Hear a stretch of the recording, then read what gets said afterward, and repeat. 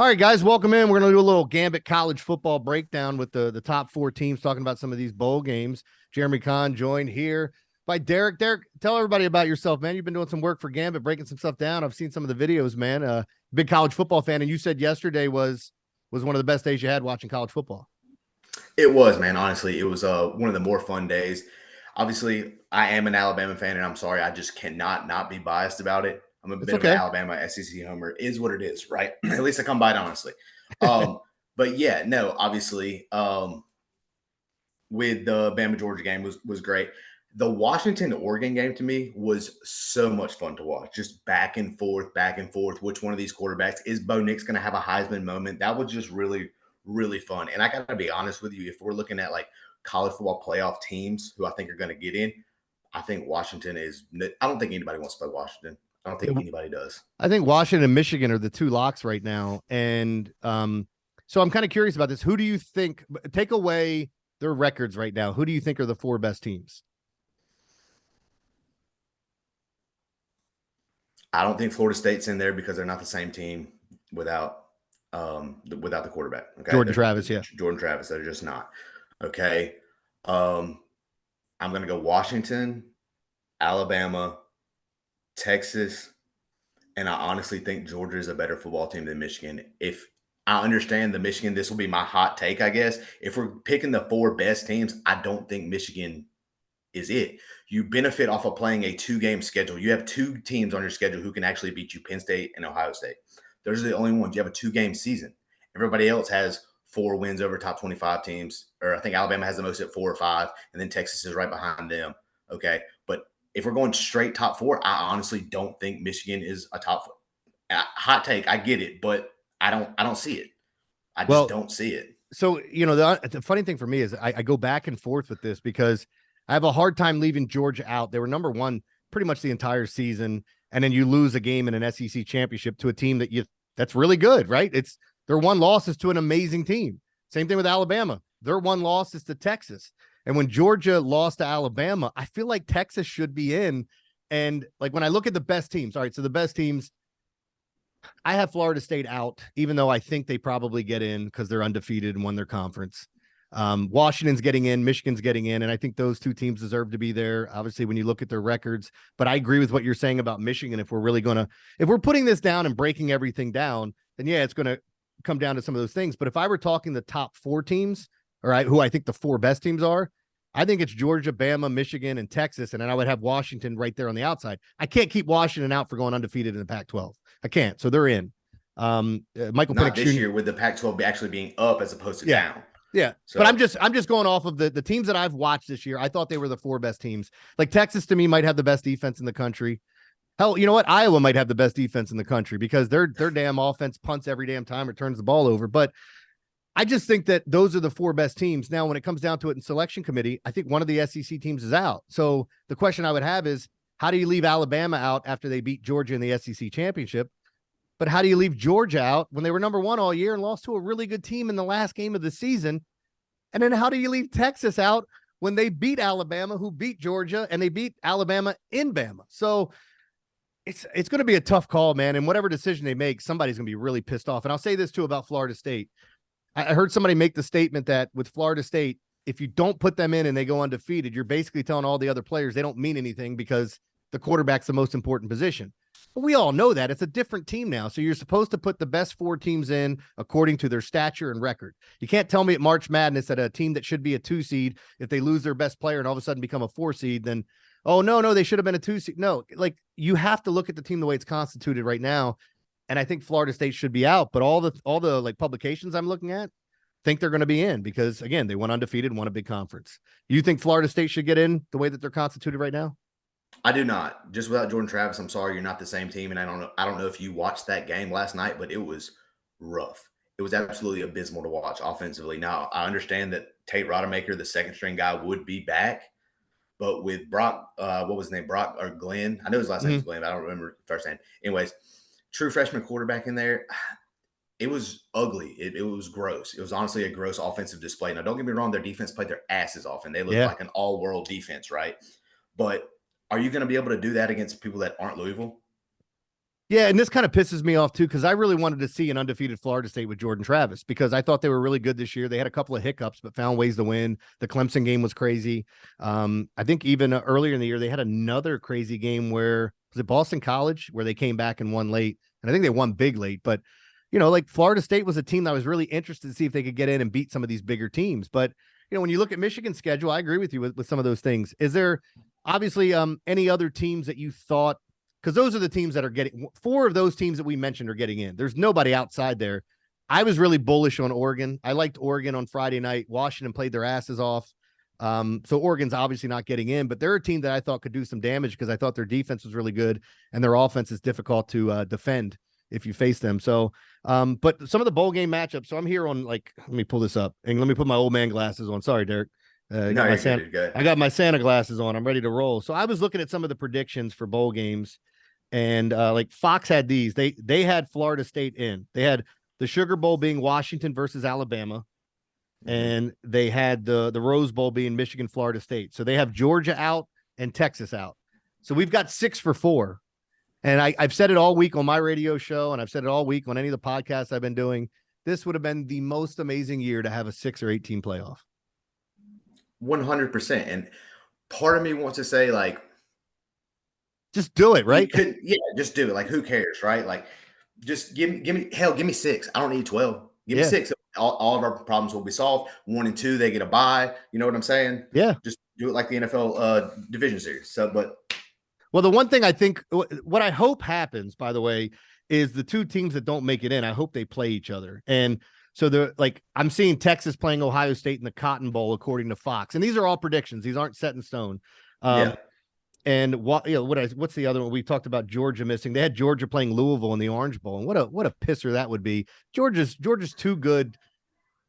Man, I'm so angry that we got to this point. It's so much fun talking about it, but I have no idea who's getting in. And ultimately, one of the SEC teams is getting left out, and either Texas or Florida State, in my opinion. I agree with you 100%. And I've even seen some people say that where the SEC gets left out completely. And I'm sorry, you're not going to have the most powerful conference and arguably the most powerful coach in Nick Saban at Alabama and the second most powerful, Kirby Smart, who have ran this sport, especially since the college football era. The SEC has 6 out of 9 national championship wins. And then the other 2 are Ohio State and Clemson. Clemson has 2 of those, right? Alabama has more wins than anybody else in the playoff era. And let's go back even before that to the BCS. About the run that Florida went on, and then Alabama had the run when Nick Saban first got there. The SEC has dominated and is hands down. Say what you want. I know Big Ten. They're coming up right now. They're having bucking a little bit, showing them the SEC is in trouble. But at the end of the day, SEC is still daddy. And they just are. So for those people saying that they're going to keep the SEC out is an absolute crazy, especially if you want to talk about money too. It's an absolute crazy thing to say. So I agree 100% with you. It's either going to be Texas is gone or Florida State's gone. We don't know who gets in. We have an idea of a couple teams that will be in. Who do you think wins it all? And it's a tough question to ask without knowing the matchups. But I guess my question would be, who is the best team of this group? And are you going to be a homer and talk about Bama, which is fine because they're a good team and they could win it all. I got to be honest with you, of the 2, let's just say for hypothetically speaking, let's just say the top 4 are Michigan, Washington, Texas, and Alabama, right? I think the championship game would be Washington and Alabama. Unless they play each other when the breakdown. Unless depending on how the seeding goes. That's right? The one thing we don't know. We're all we're kind of predicting and throwing it out there, but go ahead. Yeah, well, let's just say Bama's 4, Texas 3, Washington 2. You know what I mean? Texas and Washington will play each other. I really think Washington, with Michael Penix and the way that he accurately throws the football, and not to mention Rome. What's the receiver's last name? Oh God, he's so good. He catches a touchdown every game. So fucking good. Yeah. To me, it's him and Marvin Harrison Jr. They're like, you watch a little bit of film, and then it's like, bring it back up. You know what I mean? They're so good. To me, and if you look at it, I don't know if there's a defense that can really stop that. I think Alabama has the best defense of the 4 that we're talking about right now. And don't get me wrong, Texas in the trenches in the front 7 are absolutely fantastic. I just worried more about Texas on the back end of their defense. Against Washington, especially a highly accurate passer like Michael Penix, and then obviously Rome, the great receiver that he is. Is it Adunze? Is that how it's pronounced? I know it's OD something. I He's think really good. so. Yeah. He's fantastic. If you don't know his name, you I need to learn love it, him. right? Yeah. Exactly. Shame on both of us doing I this man know a it. I disservice. just don't know. Like when you put me on the spot, as soon as you said it, I'm like, I played him in college DFS all this year, man. He was so good to me. So was Michael Penix Jr. in a couple of those games. But the one thing I'm concerned about, so two things I'll give you.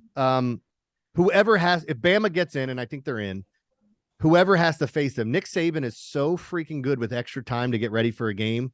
So, like, I definitely think if Bama's in, they're going to the national championship. Just because like watching him with extra time and the game starts, and I'm like, he's a genius. Look what he set up, man. He's got these boys ready to play. That concerns me. The other thing is whoever has the weakest defense, and I am worried about Washington's defense. I'm not saying they're bad. They were banged up, but in the Pac-12, not a lot of we were talking about, not a lot of teams play defense. Pac-12, Big 12. And this is the final season for the Pac-12, so it would be interesting to see if Washington could move on and actually win the whole thing. But I think they would probably have the weakest defense of the 6 teams. If I'm Georgia, Bama, Texas, Florida State, Michigan, yeah, I think Washington has the worst defense, and it's not a bad defense. Don't get me wrong, but I think they have the weakest of the 6. No, I agree with you 100% in that one. Their defense is really more about stopping the run. That's where I believe that they would struggle because they got a couple pass rushers.